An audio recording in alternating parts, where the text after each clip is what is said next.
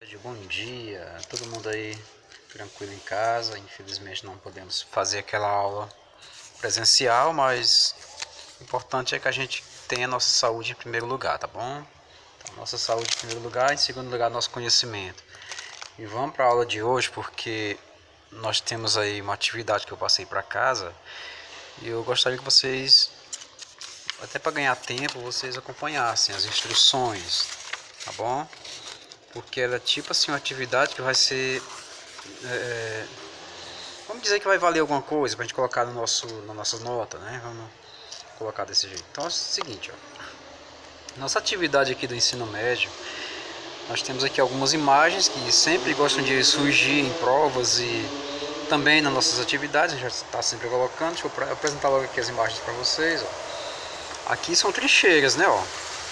Então, trincheiras, quando surgir essa imagem das trincheiras, está se referindo à Primeira Guerra Mundial, tá bom?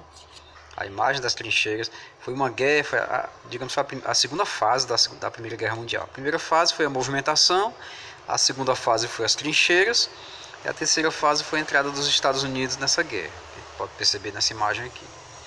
Então esse aqui é é o Romanov, né, o Nicolau II, Romanov Nicolau II.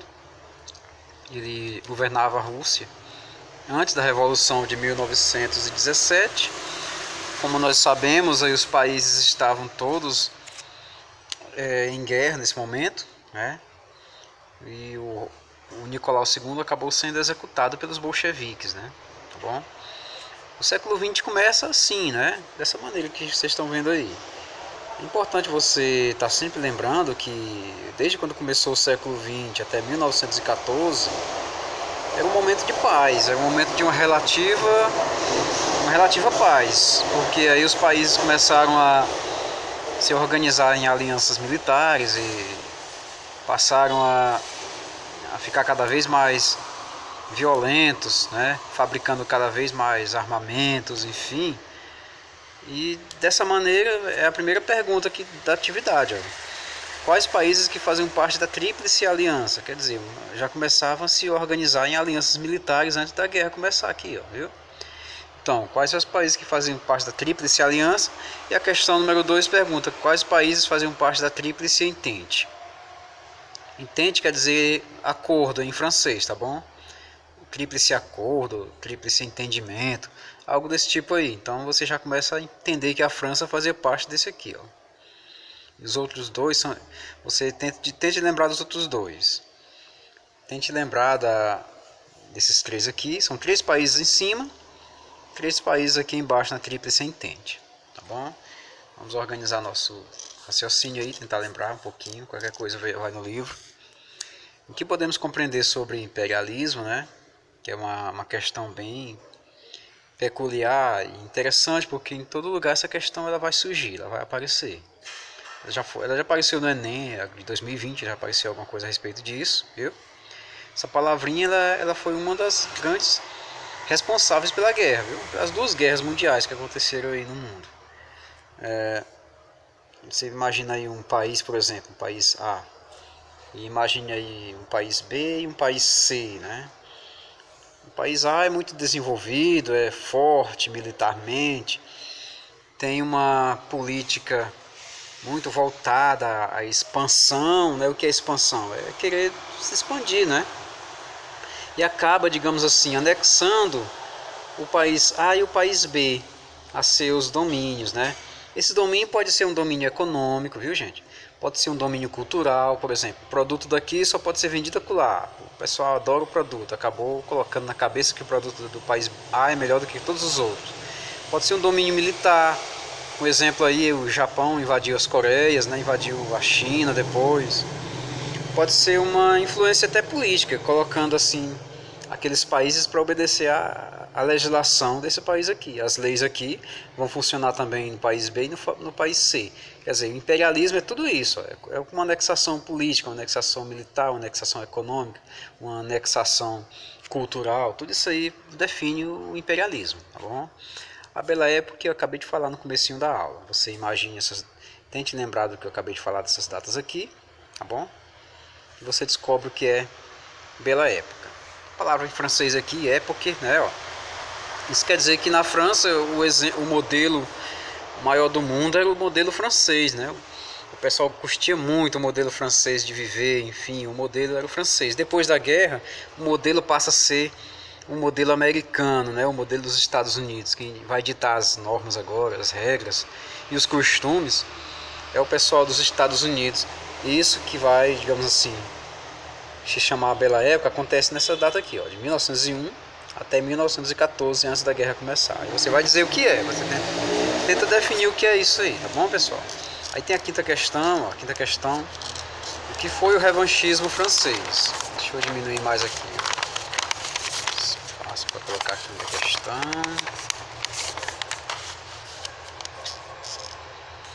O que foi o revanchismo francês? Como nós sabemos, a França, a certo momento da história, entrou em conflito com a Prússia, né? A Prússia era um estado de origem germânica, juntamente com a Áustria e outros países aí. Com a vitória da Prússia, a França perde territórios para ela, né? Território chamado Alsácia-Lorena. Alsácia-Lorena, território riquíssimo aí, minérios, enfim. E a Prússia, juntamente com seus aliados, se transforma num novo país chamado Alemanha. Nós chamamos de Alemanha, né? Outros povos aí chamam de Germânia, enfim. Então, o revanchismo francês nasce daqui, ó, tá bom? Dessa guerra franco-prussiana. Tá bom? Então tentem definir aí direitinho, tentem colocar da maneira mais correta. A sexta questão diz assim, ó, por que a Inglaterra tinha rivalidade com a Alemanha? Nós sabemos que a Inglaterra era a maior potência do mundo antes da Primeira Guerra Mundial. Depois da Primeira Guerra Mundial, quem passa a ser a grande potência é os Estados Unidos. Mas quando um país é potência, tanto militar como também econômica, ele só vai criar uma rivalidade com outro país se esse país também tiver a mesma coisa que ele. É um concorrente direto, né? Então, aí com essa dica dá para você responder aí por que a Inglaterra tinha rivalidade com a Alemanha. E vamos para a próxima, temos aqui a imagem do príncipe austríaco entrando no carro aí, juntamente com a sua esposa, né? O príncipe da Áustria, ele está em Sarajevo, capital da Bósnia. Ele entra no carro e momentos depois alguém assassina o príncipe herdeiro, né? Alguém assassina o Francisco Ferdinando. Por qual motivo? É porque é o seguinte, o motivo, nós já sabemos que a Áustria invadiu a Bósnia, né? Que era a região que pertencia à Sérvia. E o Francisco Ferdinando foi fazer uma carreata lá dentro, né? E dessa forma acaba que o pessoal assassina o Francisco Ferdinando e o pessoal da Áustria acusa a Sérvia, responsabiliza a Sérvia pelo assassinato e declara guerra aos sérvos. De modo que a Rússia também declara guerra à Áustria por conta da aliança militar, por conta da amizade, enfim, da identificação, né? E desse jeito um país vai declarando guerra ao outro o tempo todo e começa a Primeira Guerra Mundial. Nós podemos dizer que o estopim de tudo isso, né, o que ocasionou tudo isso, foi exatamente esse fato aqui, esse momento histórico, né? Essa imagem aparece em todo lugar, gente. Se eu fazer uma prova aí, seja qual vestibular seja, até concurso mesmo, eu gosto de cair essa imagenzinha aqui do Francisco Ferdinando acenando aqui pro pessoal e ele entrando aí no carro para fazer uma carreata, né? E a oitava questão diz, por qual motivo os Estados Unidos entram na guerra, né? Na verdade, os americanos entraram nas duas guerras, como a gente pode perceber, na Primeira Guerra Mundial e também na Segunda Guerra Mundial eles também participam. Motivos óbvios, né? Ele havia emprestado recursos aos franceses e aos ingleses, né? Achando que não receberia mais esses recursos emprestados caso a França e a Inglaterra perdessem a guerra. Então, por um motivo bem peculiar dos Estados Unidos, que é um país muito empreendedor, né? Acabaram entrando na guerra para, digamos, garantir a sua renda. Olha só, essa renda não quer dizer só dinheiro não, porque nem fazer nada com dinheiro no meio de uma guerra. Mas esse empréstimo de recursos significa venda de armas, venda de alimentos, a indústria americana produzindo cada vez mais medicamentos para mandar para os aliados na guerra, enfim, tudo isso aí simboliza esse recurso. Tem livro aí que vai aparecer, emprestou dinheiro, emprestou recurso, mas na verdade eram armas, remédio, treinamento, munição para canhões, enfim, óleo para canhões, essas coisas assim que os americanos fabricavam muito para vender para os países que estavam em guerra. Então, gente, tem aqui no outro lado o restante da atividade, que são questões de preferência de grandes bancas do Brasil, né? Essa primeira aqui, por exemplo, estamos aqui. Vamos ver aqui, a Revolução Russa, ela implantou no país, qual país? A Rússia, claro, né? Um regime inspirado nos ideais socialistas. Stalin, à frente do governo do Estado, a partir de 1927, adotou uma interpretação própria para as teorias socialistas, né? O Stalin fazia o quê? O que ele achava? Então, vamos ver aqui.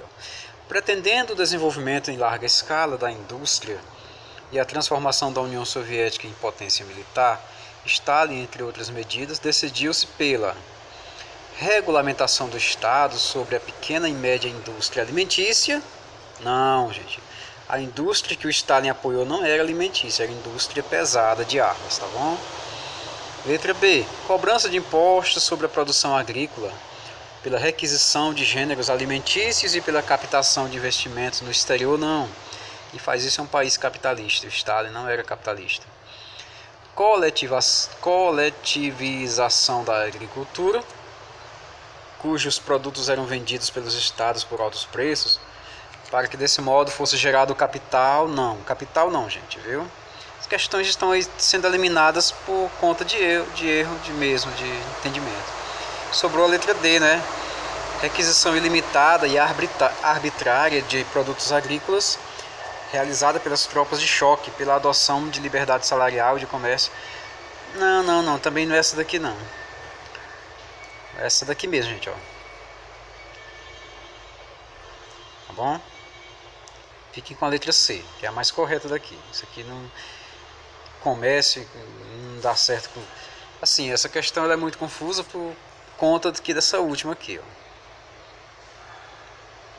Liberdade salarial de comércio para as indústrias privadas, não. Na União Soviética não havia mais indústria privada, não, tá bom? Mas sim, havia coletivização, havia... os produtos eram vendidos a alto preço do Estado pelo seguinte, porque lá não era todo mundo que poderia comprar produto. E o capital que eles prezavam era somente para a industrialização e para a venda de armas pesadas, a produção de armas pesadas, tá bom? Então aqui é a letra D. Essa aqui eu deixo ela com vocês, senão eu vou responder tudo e como eu falei para vocês, ela é uma questão de, digamos, vale alguma coisa para a gente colocar na nossa nota. Vocês querem que nossa pátria socialista seja derrotada? Aqui é de Brasília, né? E perca a independência? Se não querem isso, precisam acabar com o atraso do menor tempo possível e construir uma economia socialista no verdadeiro ritmo bolchevique. Estamos 50 ou 100 anos atrás de países desenvolvidos. Temos que alcançá-los em 10 anos. Ou fazemos isso ou falimos, o Stalin falou, né? Para superar o atraso e garantir a modernização da economia soviética, Stalin propunha uma economia o quê? Vinculada ao mercado internacional, fundamentada no livre mercado, centralizada e estatizada, vinculada às tradições exportadoras do mundo rural russo, fundamentada na concepção de socialismo de mercado. Então, onde a gente sabe que a União Soviética era altamente um Estado corporativo, socialista, então eles não faziam nada para o mercado externo não, viu gente? Não era dessa maneira que funcionavam as coisas não. Lá quem mandava mesmo era o governo, quem mandava era o Estado e quem ia propor isso aí era o governo o tempo todo. Mercado, livre concorrência não existia na Rússia não, tá? Ou aliás na União Soviética não.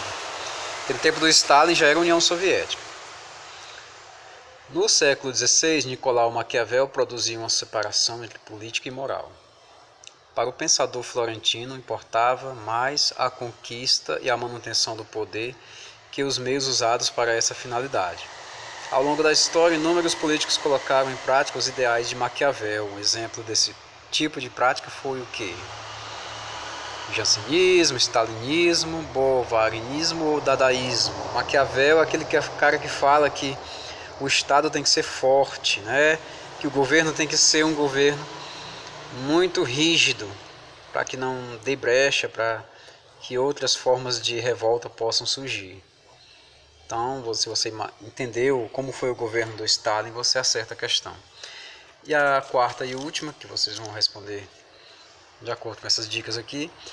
As origens filosóficas do stalinismo tentam demonstrar que, para além da prática política, o stalinismo será se ele é um conjunto de visões teóricas e um método de pensamento que desnaturaram durante décadas no sentido original do comunismo?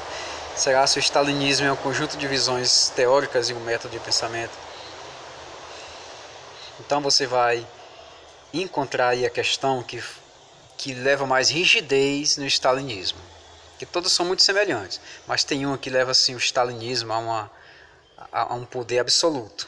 Uma coisa bem absoluta, onde somente um líder muito forte pode governar. Imagine aí a Coreia do Norte, que é um modelo bem semelhante ao do Stalin. Lá um líder, ele é o líder máximo e pronto, não tem conversa. Então, para não dar a resposta para vocês, tentem imaginar, tentem ver qual dessas alternativas aí trabalha mais o poder absoluto, tá bom? Aí você acerta a questão, é facinho. Ficamos por aqui, amanhã eu coloco mais uma aula, tá bom?